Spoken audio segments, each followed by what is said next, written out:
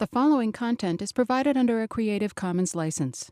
Your support will help MIT OpenCourseware continue to offer high-quality educational resources for free. To make a donation or to view additional materials from hundreds of MIT courses, visit MIT OpenCourseware at ocw.mit.edu. Let's go ahead and start. Good afternoon, everyone. My name is Nima Nasir. I'm a postdoctoral associate at Transit Lab MIT.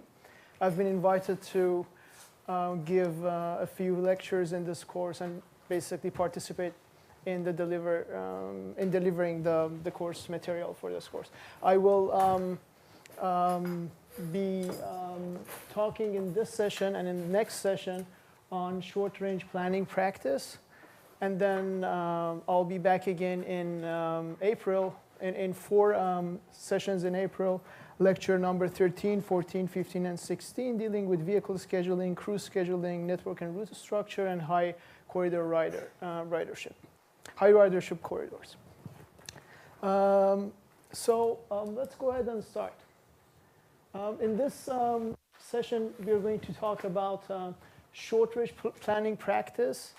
And basically, I will give a brief set of definition and concepts and introduction to the planning activities that are usually made at transit authorities in the US and also worldwide. And then we will briefly talk about the measures and standards and guidelines that are published and used by transit agencies to plan their service based on those. Then we will also talk about current practice and critique of the existing systems. Probably we will cover item 1 and some material on item 2 this week, and then the rest will actually be delivered to you in our session next Tuesday. So.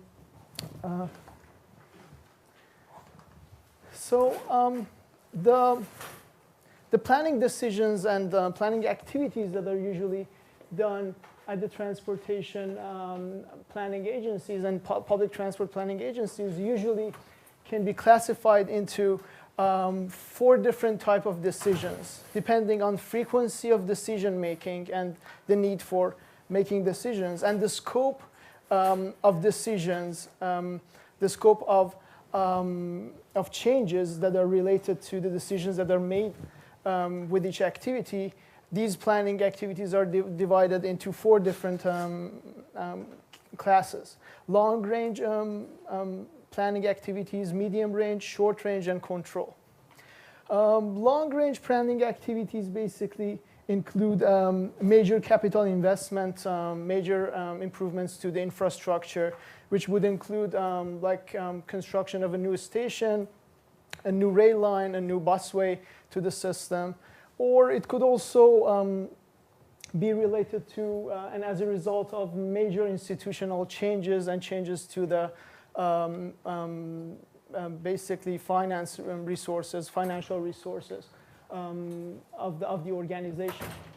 The decisions that involved in long-range planning are usually driven by political and economic considerations, and basically the type of analysis and the type of planning that is done in long-range planning activities involve projection into the future and prediction of demand and prediction of situation in the future. Therefore, it requires a comprehensive analysis usually for and strategic planning of interactions between land use, changes in land use, and interaction between land use and demand in the future. And it basically needs to capture or have like an insight into the future of the network and of the region. The next range is basically, or the next class of planning activities is basically the medium-range activities. Medium-range activities include bus network structure design, network size design and improvement, fleet size, fare policy, and technology. It basically involves incremental or medium improvement to the system and to the transit service. One point that I need to mention about the long range and medium range is that these two, although are really important in the planning practice for transportation systems, but these decisions are usually done at the upper level, at a higher level than the transit authority.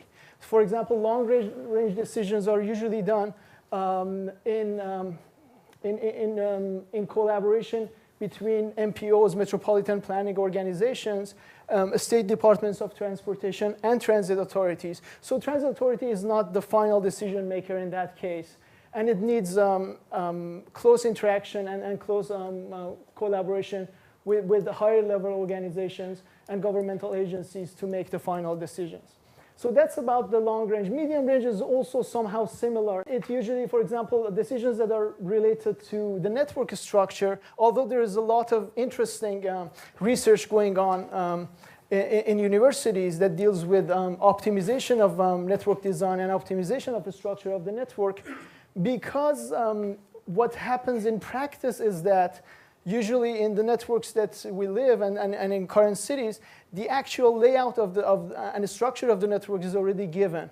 And it's usually rare or impossible that we start from scratch and start to design a network from scratch to begin with. So therefore, what we usually observe is incremental changes to the network, addition or elimination of some routes from the service, and basically decisions that are related to that. Question? Yes, please. In terms of fleet size, could that come as a request from the agency? Like an agency says, we have a bus line, it's at capacity or over capacity, we need more buses. Could it come like from a request to the higher level? Yes, definitely, yeah. So, but it eventually requires the interaction and also the securing of funding from the upper level governmental agencies. So yeah. The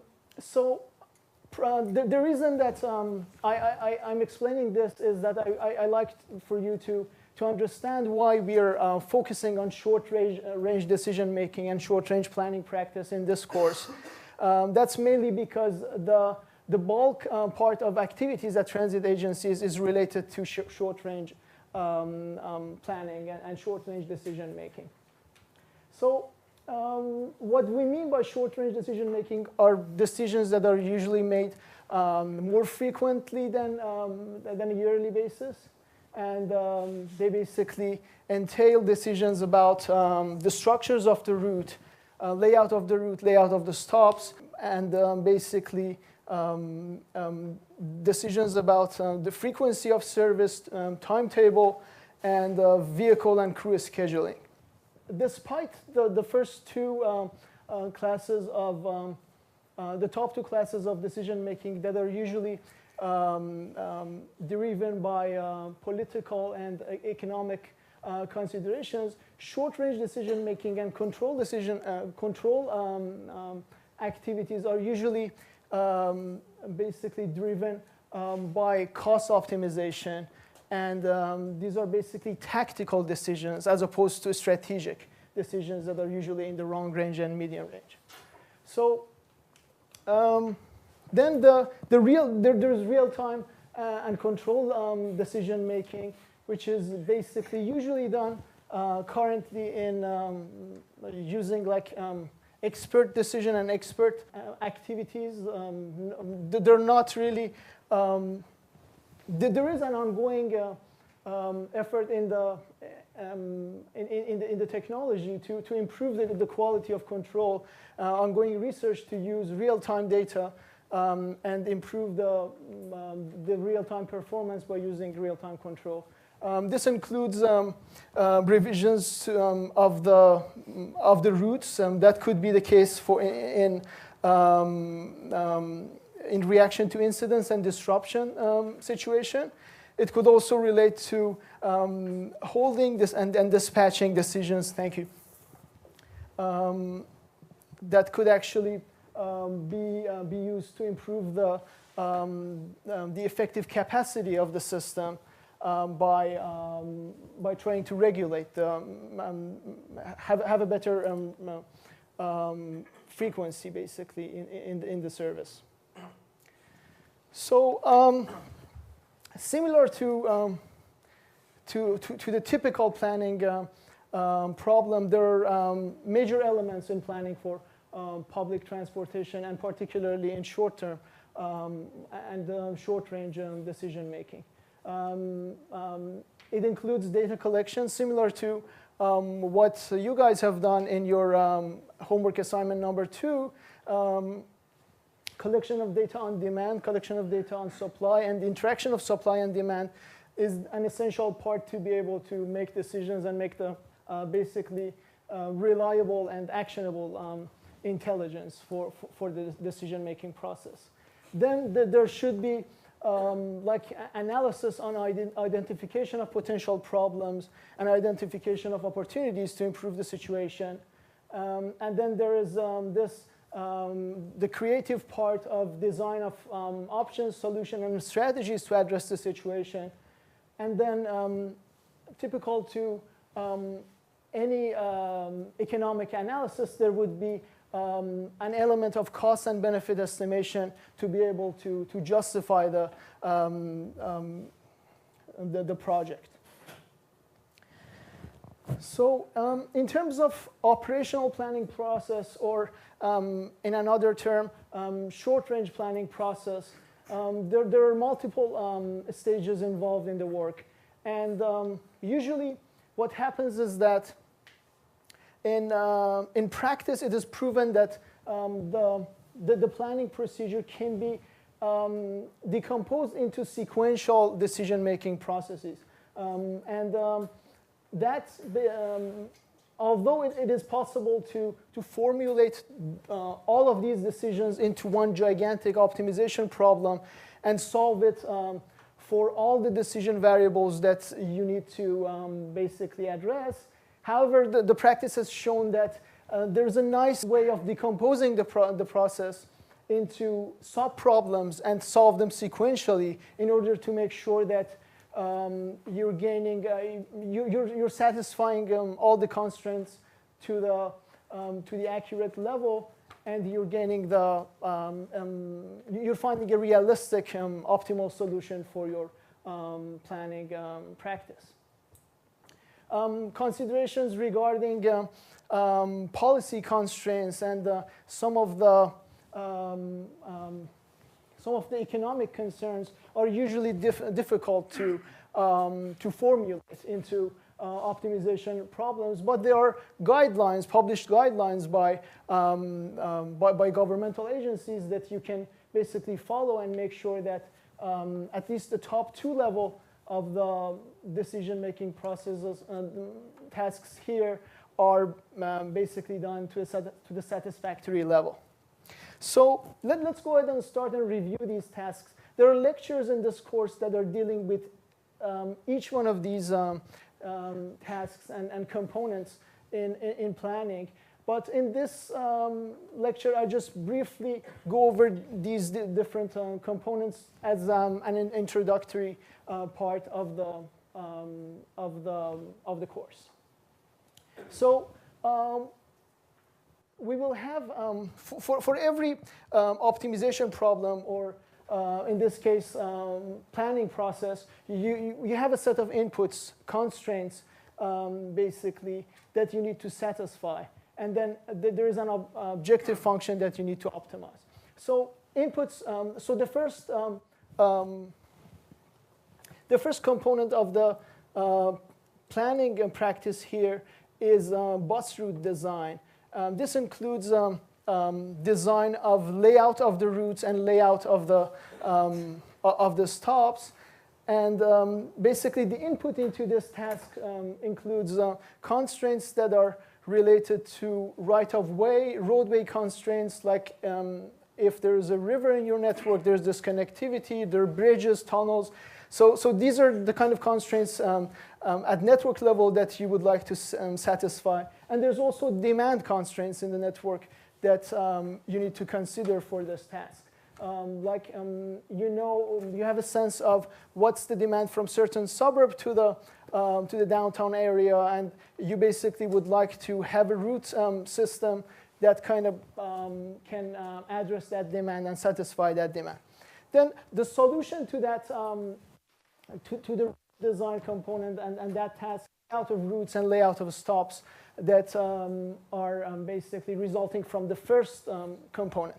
And then it will be the set of routes and stops will be input into the second task, which is setting timetables. This task includes finding frequencies for the routes, and from that identifying and defining the generating the timetables based on frequencies. There are usually considerations related to policy headways, policy frequencies, and capacity frequencies that need to be addressed in this task. But again, this task is also somehow dealt with using the existing guidelines and just satisfying these guidelines. The input and other constraints that are considered for this task would be level of service guidelines and, again, the demand constraints in the network. Then from the set of timetables, you will, what will be resulted here is the departure times that are scheduled for the service. So the first two components of row 1 and row 2 basically are dealing with satisfying the demand and satisfying the guidelines. But once you go beyond the first two components, it becomes to the level that you know kind of what's the service you want to deliver, and then you're dealing with tactical decision how you can optimize the cost of delivering this service and improve efficiency. So the third row here basically deals with the departure times that are given for all the routes in the network and for all times of day. And then what you need to do is how you want to allocate your resources in terms of allocate the vehicles to the system to make sure that that service is going to be delivered on time. Then, so that would be the task of vehicle scheduling. Input into that task or constraints that are involved are running times on different segments of the route, and also the departure times that are given from upper level decision-making process. And it will eventually result into a schedule of given buses in terms of what the specific trips they need to serve and what's the sequence of these trips. Then the output from that decision with the vehicle schedules into the task of scheduling for drivers.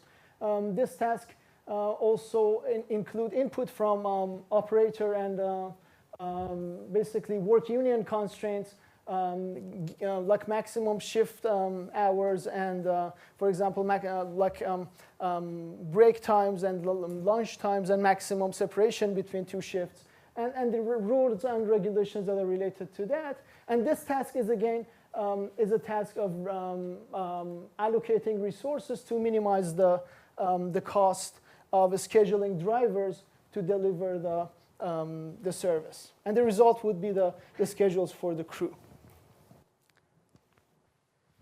So then these decisions can be looked at in another way too. Like we can further classify these decisions into service planning decisions and operational planning decision. Service planning decisions would be the decisions that define service as it is perceived and understood by public. This is basically the part of service that is visible to the public. And then there are decisions that are related to operations, which basically defines how operations occur to produce the service. This is somehow a black box to the users, to the passengers. And basically, basically the passengers should not really care what's the vehicle schedule and what's the crew schedule that is assigned to the trip, as long as trip is being delivered as it is scheduled. So in terms of other characteristics of these decisions, we basically, for network design, frequency setting, timetable development, vehicle scheduling, and crew scheduling, there is the decisions that are involved in planning, basically, starting from top to bottom, frequency of decisions basically are increased, and the scope of decision making into the future is basically become limited and smaller. And also the decision making in the network design, frequency setting, and timetabling is basically made based on guidelines and standards. And decision making on the lower level, vehicle scheduling and crew scheduling, is made usually based on optimization of cost. And then given the nature of the decision making, the tools that are used and the techniques that are used for solving these planning decision-making processes are basically ranging from judgment and manual analysis that is more dominated into computer tools that are basically designed to solve optimization problems for minimizing the cost. So similar to the classical evaluation structure, when we're dealing with planning questions and planning projects or planning alternatives, there's this structure that starts with goals, objective measures, and standards or guidelines. So let's just make a quick practice and define a goal, and then define objectives for that goal, define measures based on that, and see how a standard can be defined to make that planning decision acceptable. So let's define a goal.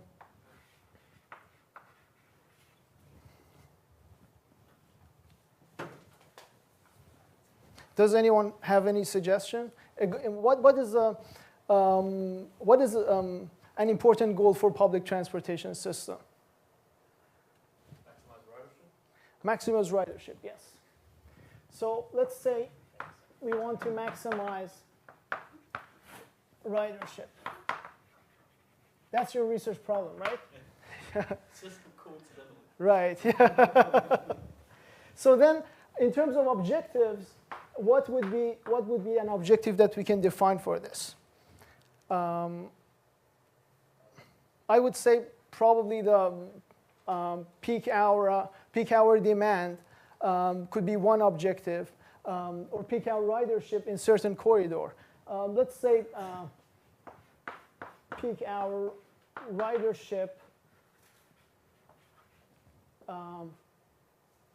per weekday per month.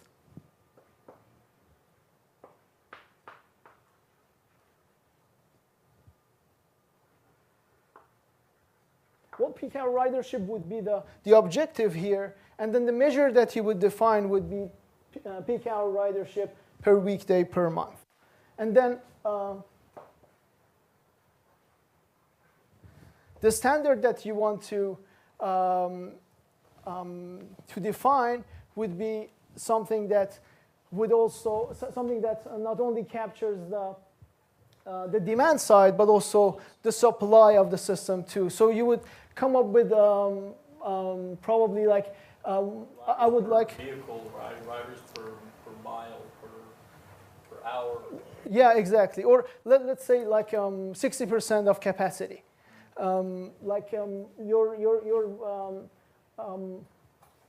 Your standard in this case would be your peak hour ridership should be greater than 60%. of capacity. So this was just an example that we tried to work out one practice for evaluation structure. But let me give you another example that is actually used in the practice. So assume that we are considering the goal of reliability in the transit system. The goal of reliability would be considered one of the main goals because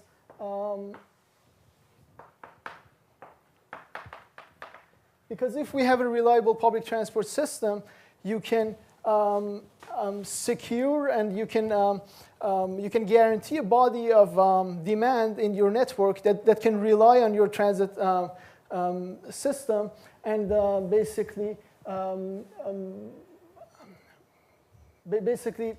adapt to the lifestyle of using public transport, and that's beneficial to the system from different perspectives. So the objective that we can define for reliability in this case would be possibly. Can you come up with some objective that we can define with the goal of improving reliability? On-time performance, yes.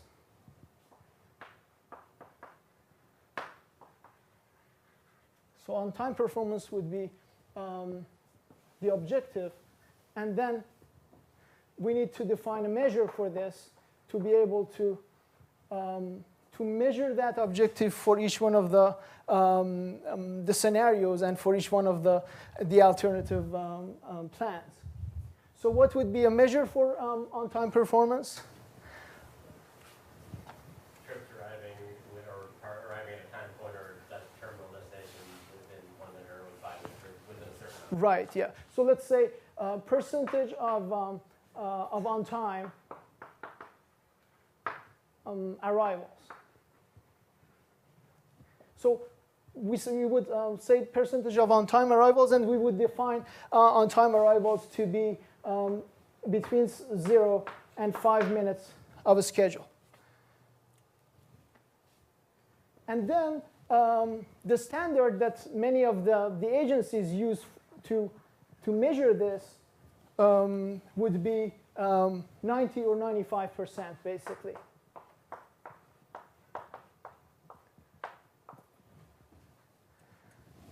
So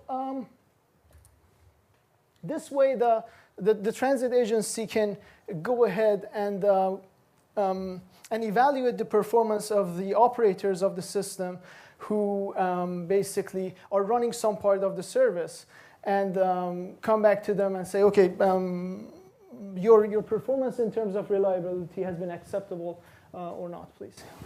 Shouldn't the standard also include something like what is the gain over the previous set standard?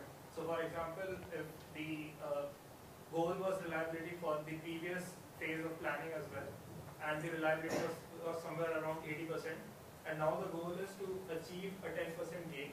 Mm-hmm. So comparing that with the previous one would Right. provide a benchmark, right? Yeah, exactly. So another measure would be percentage improvement as compared to baseline.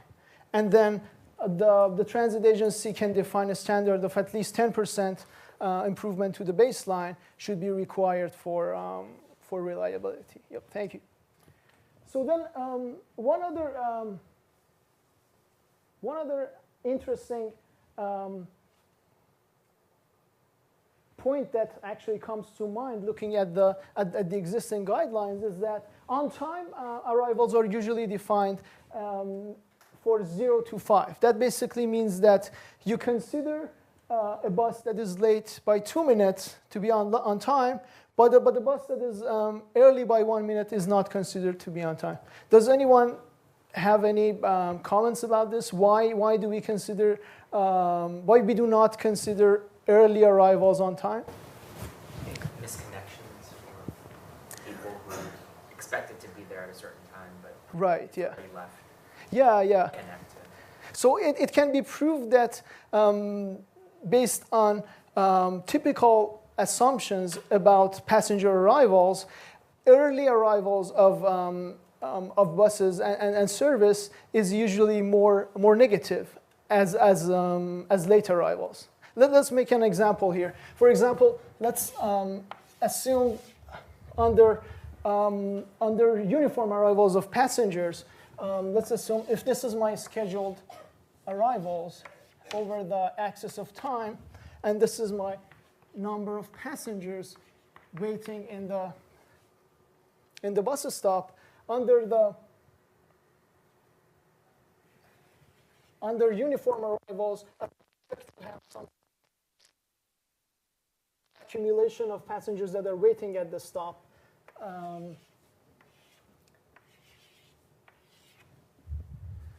And then what happens is that if one of these buses are early, let's say it basically arrives at this time, what happens is that the amount of time that we are saving due to this arrival is basically less than the amount of time that will be added to our waiting time for the next trip. And that's because number of people who are experiencing this is a little higher. Number of people that are experiencing the additional waiting time is higher than number of people who are experiencing the early arrival and a cut to their waiting time. So if you compare these two areas, that basically tells you you're basically having a loss or having an increase in waiting time if your service is early. And then the situation becomes worse in the case that you suggested when people are coordinating with the system.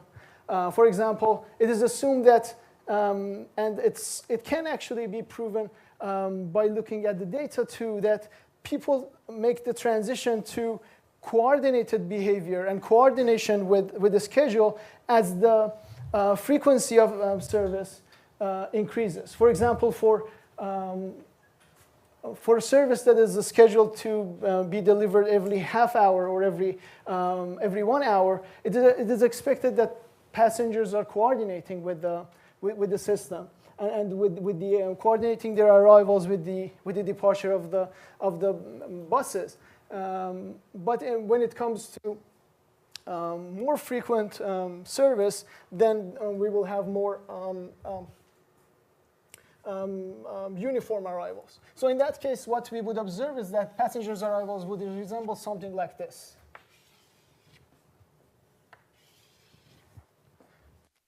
Well, it has to go up to here, the original case. And then, in that case, if your service is early by 5 or 10 minutes, you would have the main bulk of your passengers who need to wait another headway, basically. So this should be actually added to your computation too. Is there any questions about this? Okay. So in terms of the advantage of guidelines in transit planning, one of the main purposes of these guidelines is to communicate to public the rationale and the logic behind your decision making and behind your allocation of resources to the system. It also gives you a consistent and fair basis for decision making, and it is somehow gives you a tool to justify your decisions, and also a tool to make sure that your decisions are fair and justified in nature. It also gives you the opportunity to balance the improvement and the investments to the network and gain a uniform level of service improvement for efficient service. So the guidelines that are existing in the literature and in the practice, basically, in the state of practice, are dealing with the service, with the design of service and with the delivery of service. So the design of service basically dealing with variables that are related to spacing and density of stops, spacing and density of trips, and frequency of the service as it is designed and as it is in the schedule. So there are guidelines related to that. And there's also guidelines related to how you deliver, or how the transit agency delivers the designed service, and how the performance actually took place. So the main factors of service design and service quality from the passenger's perspective are basically reported by Transit Capacity and Quality of Service Manual of the Transportation Research Board, and it basically includes frequency of the service as one of the main aspects that are or factors that are defining the quality of service: waiting time, reliability, and access. This is access over time and also access over space. So why do we again have both frequency and waiting time in here? So if frequency and waiting time are kind of interrelated, how come there are two separate items here on the list here? Does anyone have any suggestions about this?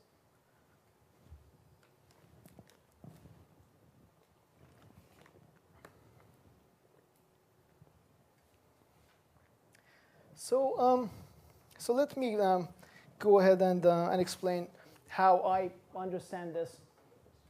Frequency of the service is important in terms of not only in terms of the waiting time that could be associated with that, but also when it comes to lower frequency system and longer headways, it is the waiting time is not a function of frequency anymore.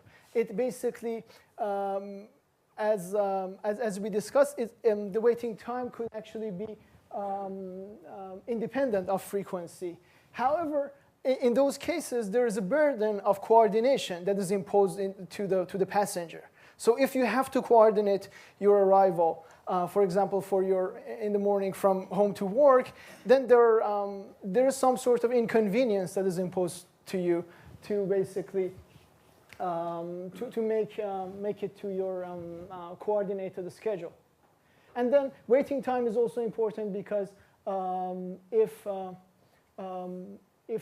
the service is frequent, but at different ranges of frequency, you may experience different waiting time if the process of arrivals of passenger is assumed to be a random process. Then reliability, as we discussed, is one of the important features and one of the important aspects of the service. It usually is measured based on on-time arrivals of the service, and then the next aspect that is important is access to origins and destinations. This access can be interpreted in two ways. We can look at access in terms of space and in terms of time. Access in terms of space is closeness to the bus stops and closeness to the service from origin and from the destination. Access in terms of time would be the span of service, when you like to travel, and basically what is the service time and available times of service.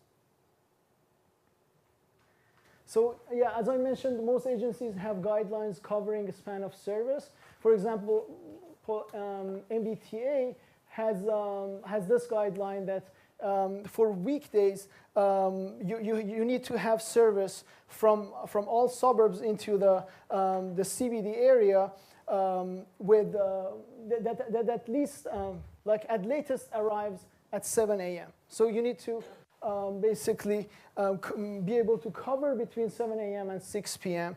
As your service span in MBTA. For TransLink, it's also somehow the same. You need to basically minimum service guidelines to ensure that 95% of trips listed can be completed in the time span given below. Like from any point to downtown Vancouver, you need to have service that can be finished by, can actually arrive in downtown Vancouver by 7 a.m. for people who like to should start their work at 7 a.m. And then there's also trips in the evening, and it basically says earliest departure time of last transit trip in the evening from downtown Vancouver to any town center needs to be midnight for people who basically would like to enjoy the nightlife in the downtown area and then use transit to go back home. So in terms of route design and in terms of layout of routes and stops, there are also guidelines that are addressing this decision.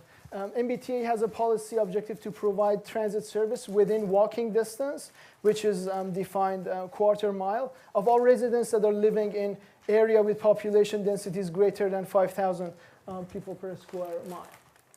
That's basically an interesting guideline. It considers two different variables. One is the population density, and the other one is the density of the stops or vicinity or walkability of transit in areas that are populated with densities greater than 5,000 per square mile. So in terms of comprehensiveness objective, TransLink basically has a very comprehensive guideline related to basically a set of different performance measures and goals. Let me read from these. At least 90% of our residents and employees in urbanized development areas should have a walk less than 450 meters to a bus stop. So this is related to access over space. 98%. When they say 90% of residents and employees, basically they're looking at the person twice. The person is on one end a resident and on the other end an employee. Right. Yes. So it's. Okay. Yeah, you want to consider both ends of the trip, right? And these percentages are a little tricky. Sometimes they're counting the number of people, number of residents. Sometimes they're counting OD pairs. Sometimes they're counting passengers. So it's a little tricky to interpret these correctly. So the second one basically says 98% of all peak period transit trips to and from downtown Vancouver should require no more than one transfer. That basically is 98% of people who are traveling from and to downtown to the suburbs. And so it may be a little difficult, especially in the absence of AFC data, automated fare collection system data. It can be a little tricky to measure these objectives. Usually what's usually done basically is people go out and basically and ask from transit riders about their origins and destinations. It's called Public Transit Origin Destination Survey that is usually done on board. Do you have a question? Okay. So the second measure here relates to connectivity in the network. The third one is 95% of all peak period transit trips to the nearest town center should require no more than one transfer. Again, this one is also related to connectivity of the network. And fourth one is all trips between one town center and adjacent town centers should require no transfers. Again, this one is a guideline on connectivity. And then again, the last one is also on connectivity. It basically requires that 95% of all peak period transit trips to major regional activity centers and gateways should require no more than two transfers. Okay, so any questions or comments about this? Yeah. In terms of one connectivity between one town center and an adjacent town center, definition of a town varies from place to place. Mm-hmm. I know that specifically Vancouver has rather large suburbs, like suburbs of 100,000 people, 200,000 people. So you actually have a few municipal entities over a large area. Mm-hmm. But you could have areas where that condition would be a little bit too strict if you have, let's say, the Boston area, which has generally slightly smaller suburbs and then more suburbs to connect. Right, yeah. So some of these may actually be a little tricky to measure and to quantify. Yeah, and or to compare. Right. Yeah, when I see these numbers and I try to think about equity and like, you know, the 10% that is not 450 Right. from that. Yeah. Boston, Right. That 5% that is. Mm-hmm. So how do you navigate these 10% in the face of, you know, equity? Right. This is a good, really good point. Some of these percentages, I think, are related to random variables. And those are somehow acceptable because that's when you try to define a confidence interval. But when it comes to cases like this, it is not a random variable anymore. It's basically like a special variable that is constantly requires like a certain amount of connections to the downtown area, right? So that may be one of the loopholes of this guideline. That's a really good point. And because one may argue that if 95% of my OD pairs are connected with the minimum connectivity requirement, what about the rest of 5%? Does it mean that all people who live in that 5% area will have to go through the unacceptable connectivity situation? So that's a valid point, and thank you for bringing that up. Right. Does Vancouver actually achieve these goals? They seem kind of lofty, kind of difficult to Right. visualize.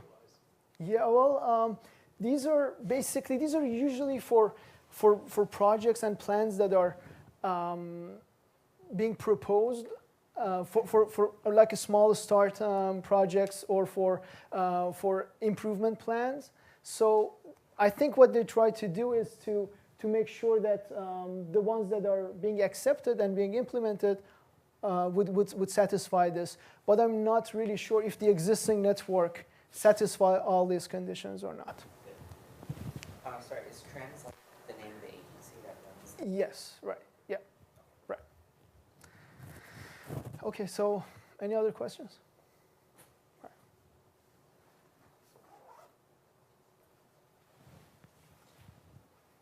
So then TransLink guideline on route design and is very interesting too. They have like really interesting logic to validate the design and the improvements that are proposed for route design. So what it says is that deviations from the most direct route must have walking time savings for customers on the added route section greater than the increase in total travel time for through passengers.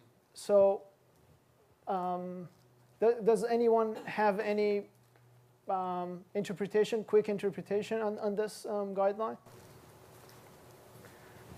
The only reason to do it would be if there's a major destination where people would otherwise have to walk the route, otherwise keep the route going straight. And look at aggregate time savings, which is encourage people on the bus. So the second to last stop on the route, maybe you make that deviation because there are people on the bus because the bus was crowded. Right, yeah. Right. You had a comment too?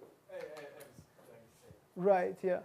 So if you look at the problem or look at the situation from the perspective of system and from the perspective of total travel time in the system, what they basically are requiring is that, for example, let's assume that I have a suburb here, and then this is my downtown area, and there's a route here that has multiple stops, and then there's another suburb here, which in the original plan is being served by this route. However, it requires a walking link to different stops. What this guideline basically requires is that if the total travel time for all passengers who are traveling from here to here and for all that are traveling from here to here is going to be increased, then you cannot justify an additional detour here to serve this area. Meaning that if the total travel time saving that is done on the walking time of these people is not as much as total increase in travel time of people that are traveling from this suburb to this suburb, then you cannot justify the design or the reroute. Okay. So in terms of guidelines related to schedule and guidelines related to frequency and timetable, we basically, in practice, there are two main components. Component that is related to the policy of design, and components that is related to the crowding situation. Policy of design basically dictate a minimum headway or basically a minimum frequency or a maximum headway for the service. And that's basically the case when there's no crowding situation. However, in the main corridors and in peak directions, we usually would go beyond the service of policy headway because we need to accommodate the demand, and that's basically how the maximum passenger crowding guides come into play. So in terms of the actual guideline on policy of headway for MBTA, we have maximum headway on all local bus routes should be 30 minutes in peak and 60 minutes at other times. For express routes, there should be at least 3 trips in each peak period. So let's discuss a little bit more about this. Why do you think that we need to have a policy headway, maximum policy headway? If we are considering the demand, and if we are trying to satisfy the demand by number of vehicles that we are assigning to the route, then why should we care about a minimum? Did you? Because if the demand is really low, that person, you can't make him wait forever. Yeah. You still have to serve him. Exactly. Yeah. Again, the equity issue and the accessibility issue, basically. Right. And there's still, and there are also, still elderly people who don't use smartphones to coordinate their arrival at the bus stop with when the bus is coming. Right. And you don't want to make them wait indefinitely. Right, exactly. Right. Okay. And then when it comes to considerations related to the crowding, we have guidelines about maximum crowding and maximum expectation of crowding that would dictate a minimum frequency for the service. For example, for Green Line, the maximum passengers per car should be no more than 225% of the seats in the peak period. In the off-peak, the maximum passengers should be no more than the seated capacity, except in the central subway, which can go up to 140%.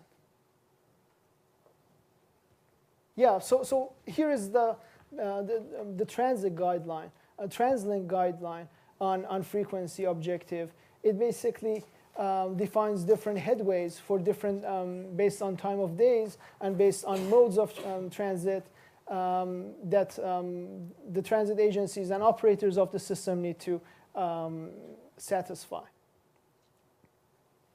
So in terms of guaranteeing that the load and the crowding situation is addressed in the guideline that is related to frequency, there is some analysis that is done to make sure that your frequency is high enough that your crowding situation does not exceed a certain level. Why do we care about the loads and the crowding situation? The first reason is that we do not want to frequently denied to board. That would yield to increased travel time, and we would like to basically avoid higher dwell time that is associated with higher number of boardings, alightings, number of wheelchairs on board. That would eventually, again, increase the running time. For example, in the acceptable, in a regular standard 40-foot bus with the acceptable load 70 passengers are considered. However, the average that we estimate based on our design should not exceed 55 passengers. So that's the case of indeterminacy and the confidence intervals that we kind of allow in the analysis. However, it's a little different with the equity issue that you mentioned in this case, because you want to make sure that to a certain degree of confidence, your system is performing at an acceptable crowding level. The variability to demand could actually relate to bulk arrivals or group arrivals that may happen at once due to exchanges from different service, or it could actually relate to the variability in the headway or variability in the nature of demand based on day of week, based on seasonality, based on the weather condition, and so on and so forth. Then the other objective that in the guideline of TransLink is the objective of comfort, and it basically deals with, again, with the crowding level or the design crowding level or crowding averages that we are basically computing as objectives to be tested for this guideline. As you can see, again, for different peak periods and then different type of vehicles and type of service, there is published numbers in terms of the averages or computed averages for the maximum crowding levels. So look at these numbers.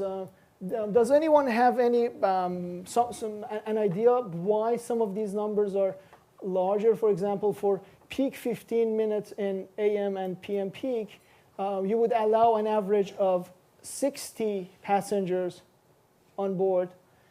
However, when it comes to computations of peak 30 minutes, you would only allow 55. You won't be going left behind because the frequency of the service is lower at that time. Take away maybe another hour or Yeah. bus versus another 5 minutes. Right. Yeah, that could be one reason that actually yielded to this design. Any other thoughts or suggestions? Yeah, the 15-minute peaking allows you to have one very full vehicle that sort of would skew the averages, while 30-minute peak sort of moderates that. Yeah. Just use median. Yeah, exactly. Yeah, please. Is this like could be like a chicken or egg problem where the routes where you need a peak 15-minute headway are ones that you will expect a lot of people, or is it the other way around where you see a lot of people and then you make it Right. more frequent? Yes, right. Well, yeah, that's exactly one of the considerations in design of frequency and design of a schedule. So if I want to reward what Ari mentioned, if you're computing your average over 15 minutes and you're observing, and then you're computing your average over 13 minutes and you're observing a higher crowding level over the accepted level, then the situation becomes more critical. If you're computing over 30 minutes, is more critical than if you're computing over 15 minutes. So if you observe an average of a high crowding level for 30 minutes or for longer period, that is a sign of a higher actual average of crowding level. Yeah, maybe you explained it better. I shouldn't have rewarded you, right? So the other objective that TransLink covers is basically the comfort situation. This is one of the interesting ones, and I do not really know how it's possible to measure this for a design. It's probably usually being used in evaluation of the existing service. It basically deals with a number of minutes that you expect from passengers to be standing maximum number of minutes of being standing on board. And there's a level of compliance that is defined for each one. For example, you would allow no more than 95% cases that passengers would have to stand more than 20 minutes on the trip. So I can imagine if you have an existing system and if you want to measure this, you can go out and survey these numbers and compute averages and compute the distributions. However, if you have a design which is not in place, does anyone have any thoughts how you can come up with some sort of estimation for this case? Yeah, simulation could be one possible way of doing this. Yeah, simulation of demand could be one possible way of doing this. You could check like if it's a train, I saw the SkyTrain there. You can see where the train fills up and then assume that everyone that boards the train afterwards, if you know how many people are boarding, if you have right, yeah. data to do that, then you can assume that everyone who's boarding after is standing, and then you can see how many of them have 20 minutes or more left on the journey till right. the train gets Exactly. down. That's a good idea. So what you're suggesting is to generate the load profile for the line, and whenever the load is over the seating capacity, you measure the time period on that. So that's a good idea. Right. So in terms of for Toronto Transit Commission, the loading standards is something like this. For different types of vehicle, you would allow different averages for your design. So there is also one interesting point here. Why do you think for low frequency service you would allow a lower crowding level or a lower average ridership? If it was that crowded, you would want to add frequency to better serve people riding. Right. Yeah. That could be one good answer. The other reason that I can imagine is that if it's a low frequency service, and if someone is denied boarding to a low frequency service, they have to wait longer. So we would allow a little bit of a slackness in the design, so we would avoid a situation like that.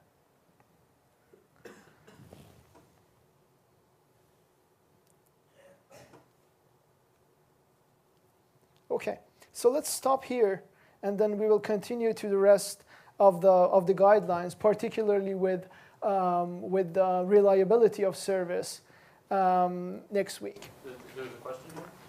Right. Is there a reason why we use so many Canadian examples? Sorry? Is there a reason why we use so many Canadian examples? That's a good question. Public transportation is better. Yeah, better. Probably the closest place that has a better public transportation.